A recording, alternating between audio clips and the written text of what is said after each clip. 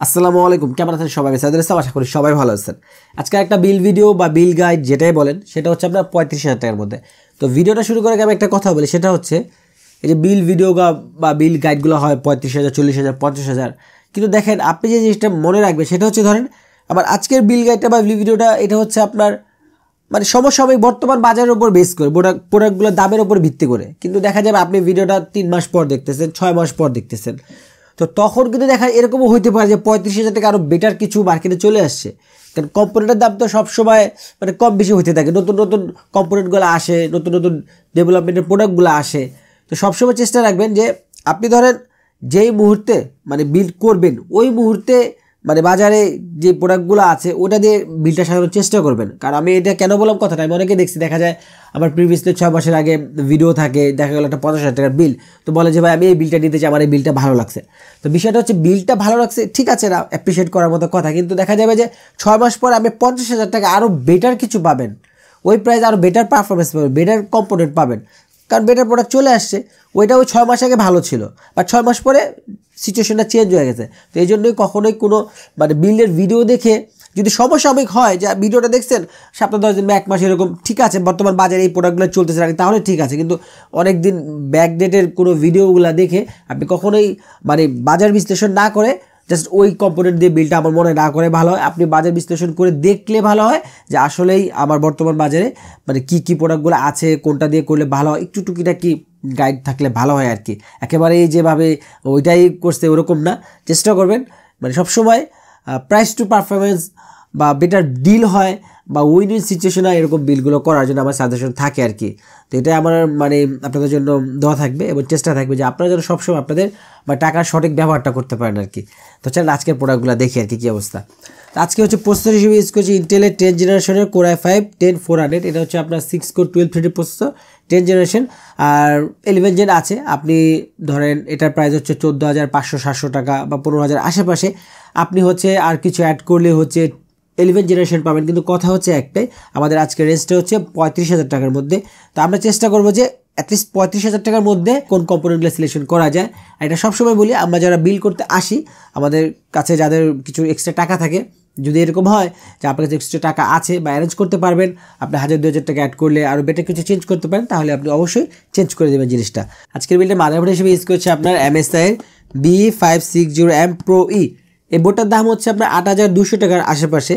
আর 8,200 টাকার আশেপাশে বা 9,000 আশেপাশে আপনি আরও অনেক বোর্ড পাবেন, আপনার যদি অন্য কোনো বোর্ড চয়েস হয় আপনি নিতে পারেন। আর এই বোর্ডটাতে হচ্ছে ভিজিএ পোর্ট আছে, এই পোর্টটা আমার দরকার ছিল, কারণ আমরা যারা বাজেট ওরিয়েন্টেড বিলগুলো করি তাদের দেখা যায় অনেকেরই হচ্ছে মনিটরে HDMI পোর্ট থাকে না, তো মাদারবোর্ডে যদি একটা ভিজিএ পোর্ট থাকে সেটা খুবই কনভিনিয়েন্ট। মাদারবোর্ডটিতে M.2 স্লট হচ্ছে একটা, কিন্তু এখানে খুবই গুরুত্বপূর্ণ একটা ইনফরমেশন শেয়ার করি আপনাদের সাথে, সেটা হচ্ছে আমরা সবাই জানি নর্মালি 560 চিপসেট হচ্ছে আপনার Gen 4 SSD সাপোর্ট করে।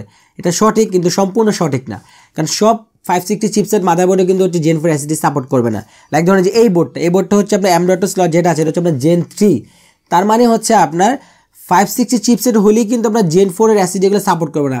এখন অনেকে দেখা যায় কি মানে 11 জেনের প্রসেসরগুলো একটু বাজেট ওরিয়েন্টেড বোর্ডগুলোতে ইউজ করে। এখন দেখা গেল আপনি একটা 11 জেনের প্রসেসর নিলেন, বাজেট ওরিয়েন্টেড একটা 560 মাদারবোর্ড নিলেন, আপনি তো ভাবলেন যে আপনার মানে 560 চিপসেট Gen 4 SSD সাপোর্ট করে আপনি একটা 980 Pro লাগিয়ে দিলেন, তাহলে কিন্তু আপনি সেই Gen 4 SSD হচ্ছে পারফরমেন্সটা পাবেন না। তো এটা অবশ্যই একটু কেয়ারফুলিভাবে দেখে নেবেন।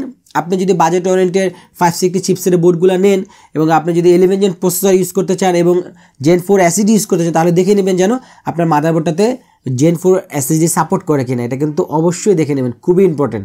এটা হচ্ছে আপনি মাদারবোর্ডের স্পেসিফিকেশনে গেলেই দেখতে পারবেন আপনি সাপোর্ট করে কিনা। আজকে বেলা র্যাম হিসেবে ইউজ করছে কিংসম্যানের 8GB 2666 মেগাহার্টসের 8GB হোয়াইট কালারের র্যামগুলা। আর এই প্রসেসর হচ্ছে আপনার 10 জেনারেশন 2666 মেগাহার্টসের ম্যাক্সিমাম চলবে। তবে আরেকটা কথা সবসময় বলি, আপনি চেষ্টা করবেন যেন র্যামটা বোর্ডের সাথে কনফ্লিক্ট না করে, এটা খুবই একটা ইস্যু, বিশেষ করে XMP এনেবল করার পরে। এটা কিন্তু বিষয়টা এরকম না যে এরকম পার্টিকুলার কোনো ব্র্যান্ড পার্টিকুলার কোনো মাদারবোর্ডে সাপোর্ট করে না, এটা একেবারে মানে আননোন একটা কথা না, এটা আসলে হচ্ছে আপনার একটা ইস্যু।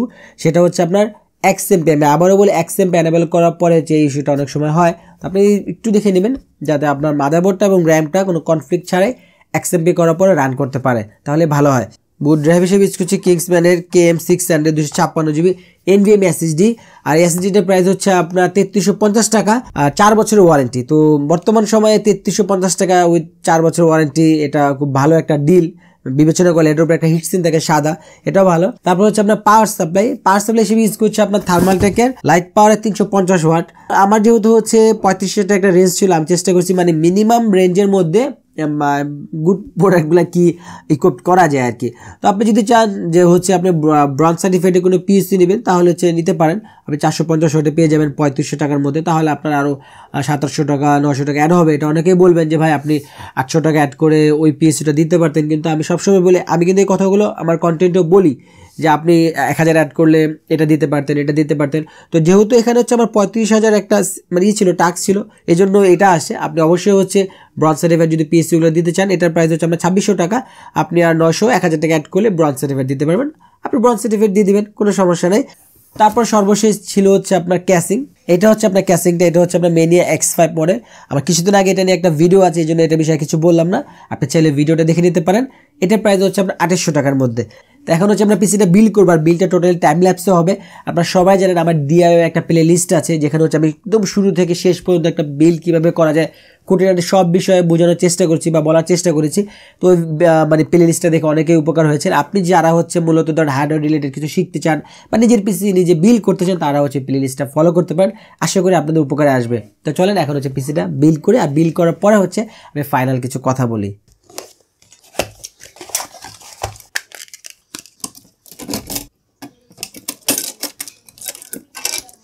যদিও আমি এখানে হচ্ছে স্টোভ কুলার ব্যবহার করছি, কিন্তু আমার পরামর্শ থাকবে সবসময় যদি সম্ভব হয় একটা আফটারমার্কেট কুলার লাগিয়ে নেন।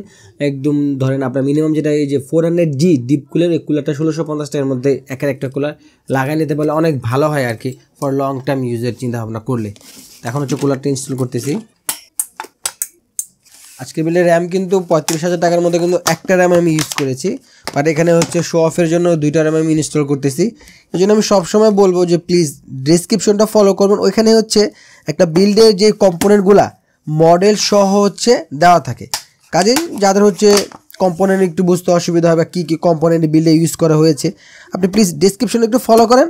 এখানে বিস্তারিত ডিটেলস একদম সুন্দরভাবে লেখা আছে। তাই হচ্ছে সবার কাছে আবারও রিকোয়েস্ট, ডেসক্রিপশনটা অবশ্যই ফলো করবেন।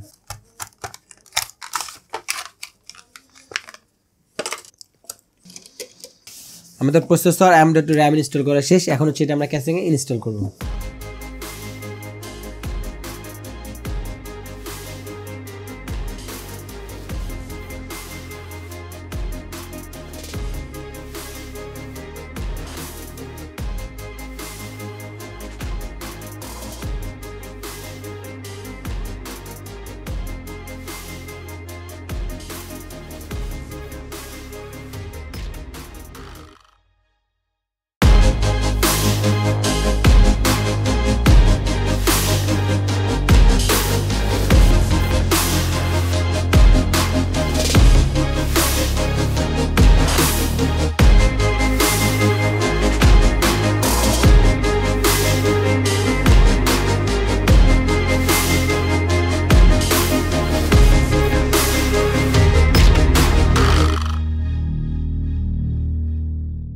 আমাদের পিসি বিল কমপ্লিট। এখন হচ্ছে পিসি বিষয়ে ফাইনাল কিছু কথা বলবো। তো 35,000 টাকার মধ্যে যদি বর্তমানে আপনি বাজার পরিস্থিতি বিবেচনা করে বলেন, তাহলে মোটামুটি আপনি ভালো বিল বলতে পারেন। বা 3-4টা লিস্ট করলে এটাও এই জাতীয় একটা কনফিগার মানে আপনার লিস্টে চলে আসবে। হ্যাঁ, মাদারবোর্ড এগুলো ব্র্যান্ড চেঞ্জ হতে পারে, বাট এই টাইপের মেন যে 10400 দিয়ে আসবে। তো এখন হচ্ছে এই পিসিটা হচ্ছে মূলত বিল করা হচ্ছে প্রোডাক্টিভিটি পারপাসের কথা চিন্তা করে। কারণ আপনি যদি বাই ডিফল্ট একটা পিসি কিনেই, যে উইদাউট গ্রাফিক্স কার্ড একটা পিসি কিনে আপনি টুকটাক গেমস করবেন বা যেই গেমস বলেন না কেন, এটার জন্য আইডিয়াল না।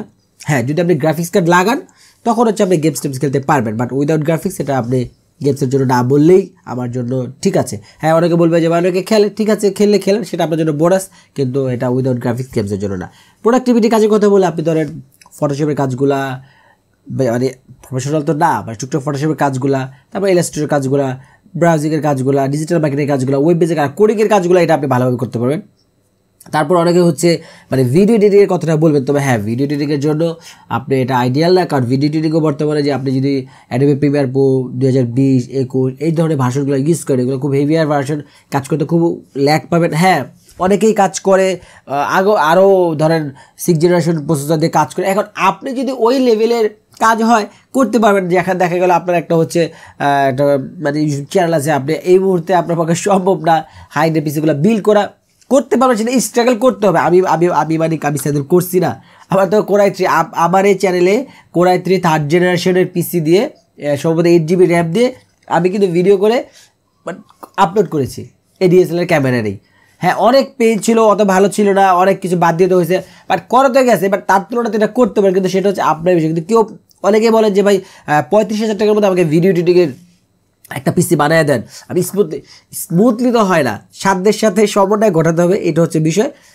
সর্বোপরি হচ্ছে প্রোডাক্টিভিটি কথা বলে আপনি যখন যেহেতু একটা i5 6 কোর 12 থ্রেডের প্রসেসর আপনি একটা গ্রাফিক্স কার্ড লাগাবেন ফিউচারে, তখন হচ্ছে আপনি এটাকে ভালো একটা আপগ্রেড দিতে পারবেন, পিসিটাকে ভালো কাজের জন্য দিতে পারবেন। আর অফিস হোম অ্যাপ্লিকেশন আপনি গ্রাফিক্স কার্ড ছাড়াই করতে পারবেন। তবে যারা হচ্ছে আপনার ভবিষ্যতে হচ্ছে গ্রাফিক্স কার্ড লাগাবেন এরকম চিন্তা আপনার থাকবেই, তো আমার সাজেশন থাকবে তার হচ্ছে একটা 450/80+ ব্রঞ্জ সার্টিফিকেটের পিএসইউ নিলে ভালো হয়। আর যদি সম্ভব হয় হচ্ছে আপনি একটা কুলার লাগাই দেন।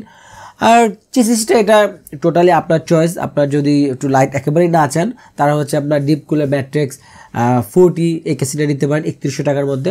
গুলো 8GB নেয়, প্রফেশনাল টাইপের একটা লুক দিবে আর কি এরকম। তো সর্বোপরি হচ্ছে কাছে একটা যার ব্যক্তিগত চয়েস। তো আমি চাচ্ছিলাম যে হালকা পাতলা, অনেকে এখন একটা মানে লাইট খুঁজে বা চায় ওই বেশি সংখ্যক লোকের কথা চিন্তা করে হচ্ছে এই চেসিসটা দেওয়া, এটা টোটালি হচ্ছে আপনাদের চয়েস। আজকে বেলে সবগুলো কম্পোনেন্ট আপনি আলট্রাটেক যদি পেয়ে যাবেন, ডিসক্রিপশনে তাদের সব অ্যাড্রেস প্লাস ওয়েবসাইট লিঙ্কটা দেওয়া আছে।